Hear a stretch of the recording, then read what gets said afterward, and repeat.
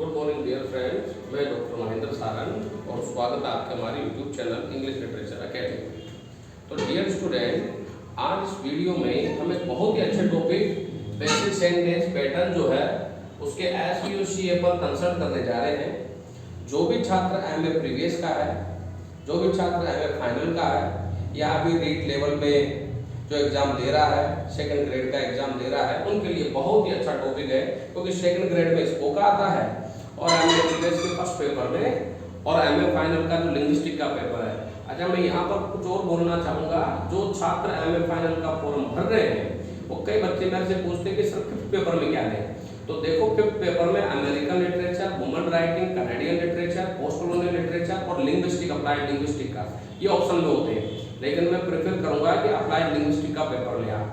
Grammar का paper होता है, बहुत इजी होता है, लेकिन और इस पेपर में आप सबसे ज्यादा अच्छे नंबर, इस पेपर में बच्चों के 90 से एबो मार्क्स आए हुए हैं और अच्छे नंबर आते हैं, अच्छी परसेंटेज एग्रीगेट होती है।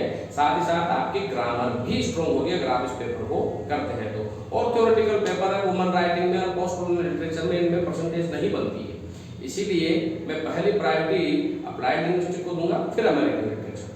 और जो एसवीओसीए पढ़ा रहा हूँ ये एमए प्रीवियस और एमए फाइनल के जो छात्र हैं उनके लिए बहुत उपयोगी है।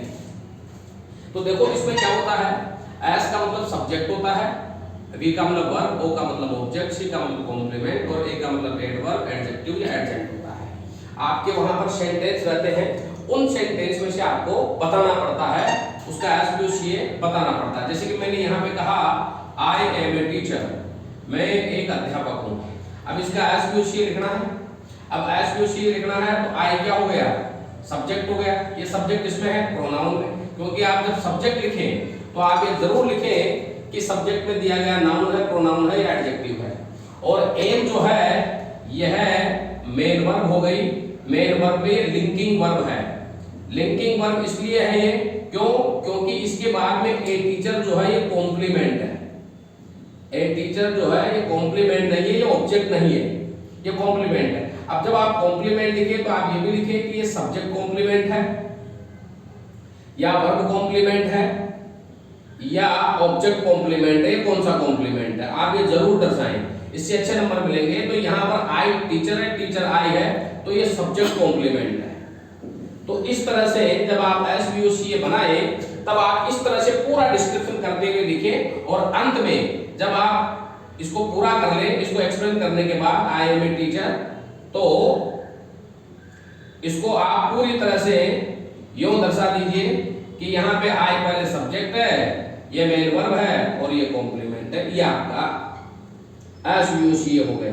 तो इस तरह से आप इसे फाइनलाइज कर सकते हैं। जैसे कि फॉर एग्जांपल मैं को लिखता हूं I taught him English, I taught him English, मैंने उसे अंग्रेजी पढ़ाई। अब इसका एसवीओसीए बनाना है हमें, तो आई क्या हो गया, सब्जेक्ट हो गया। सब्जेक्ट किसमें आया है, ये प्रोनाउन में आया है। टॉट है, ये मेन वर्ब है, मेन वर्ब की कौन सी फॉर्म है, सेकंड फॉर्म है। और अगर ये ऑब्जेक्ट ले रही है तो ये ट्रांजिटिव वर्ब है। और ट्रांजिटिव वर्ब में कौन सी वर्ब है, ये डायनामिक वर्ब है, क्योंकि फिजिकल एक्शन हो रहा है। ये सारी चीजें लिखिए आप। और हिम जो है ये ऑब्जेक्ट है, और ये कौन सा ऑब्जेक्ट है, ये इनडायरेक्ट ऑब्जेक्ट है। और क्योंकि हुम का जवाब इनडायरेक्ट ऑब्जेक्ट होता है। और इंग्लिश जो है ये डायरेक्ट ऑब्जेक्ट है। तो इस तरह से आप लिखें। तो जब आप इसका एसवीओसीए बनाए तो देखो मैं यहाँ ऊपर बनाता हूं, ये सब्जेक्ट हो गया, ये मेन वर्ब हो गई, ये डायरेक्ट ऑब्जेक्ट हो गया और ये इनडायरेक्ट ऑब्जेक्ट हो गया, इस तरह से। लेकिन जब आप इसको पूरा डिस्क्रिप्शन करें तो इस तरह से करें कि सब्जेक्ट है, किसमें आया है, वर्ब है, कौन सी वर्ब है, ऑब्जेक्ट है, कौन सा ऑब्जेक्ट है। इस तरह से आप इसको वेरीफाई करें। तो इस तरह से आप इसका एसवीओसीए बना सकते हैं। वर्ब में ये फाइनाइट वर्ब होती है, फाइनाइट और नॉन फाइनाइट वर्ब होती है। तो आप ये जरूर लिखें कि फाइनाइट वर्ब कौन सी है, नॉन फाइनाइट वर्ब इसको कौन सी है, सारा लिखना पड़ेगा। ऑब्जेक्ट जो है वो डायरेक्ट ऑब्जेक्ट भी होता है और इनडायरेक्ट ऑब्जेक्ट भी होता है। और डी ट्रांजिटिव ऑब्जेक्ट भी होता है। और कॉम्प्लीमेंट में सब्जेक्ट कॉम्प्लीमेंट भी होता है, वर्ब कॉम्प्लीमेंट भी होता है और ऑब्जेक्ट कॉम्प्लीमेंट भी होता है। तो आप ये जरूर दर्शाएं। और एडवर्ब ऑफ प्लेस है, एडवर्ब ऑफ टाइम है, टेंस है या इंट्रोगेटिव है, एफर्मेटिव है, नेगेटिव है, ये एडवर्ब में आप जरूर लिखें। और एडजेक्टिव, एडवर्ब और एडजेक्टिव को डिफाइन करने में आप ये जरूर ध्यान में रखें कि कौन सा एडवर्ब है कौन सा एडजेक्टिव। अधिकतर बच्चे यही गलती करते हैं।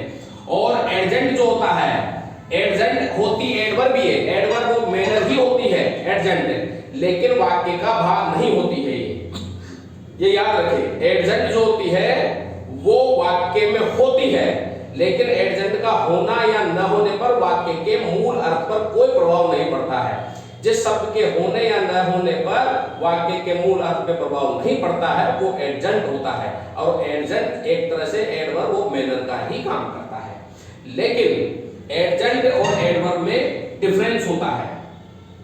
तो इस तरह से आप जब भी कोई सेंटेंस लिखें तो ये सारी चीजें आपको डिफाइन करनी पड़ेगी। और इस तरह से डिफाइन करके लिखोगे तो आपको बेसिक पैटर्न में बहुत अच्छी मार्किंग मिलेगी।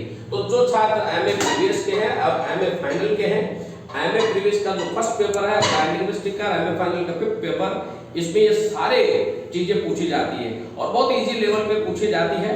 और याद रहे जो प्रीवियस और फाइनल के छात्र एग्जाम दे रहे हैं वो इन पेपर को बहुत डीप में पढ़े, क्योंकि ये एग्रीगेटिंग मार्क्स लाने वाले पेपर है। परसेंटेज एकदम आपकी बम्प करेगी और बहुत अच्छा उपयोगी रहेगी। मैं डॉक्टर महेंद्र सारंग, हमारे यहाँ पे गोपालपुरा और गौशाला शोकपुर रोड पे इंग्लिश लिटरेचर का कोचिंग इंस्टीट्यूट पिछले 20 सालों से रन कर रहा है। और यहाँ पे बीए पास कोर्स, ऑनर्स और MA previous final, UGC net, RPSC grade first second की तैयारी यहाँ करवाई जाती है। और इनसे सभी से संबंधित संपूर्ण नोट्स आपको कोचिंग इंस्टीट्यूट से मिल सकते हैं। आप मेरे से किसी भी तरह की जानकारी मेरे से ले सकते हैं। कमेंट बॉक्स में आप मुझे लिख के जरूर बताएं। Thank you very much dear friends.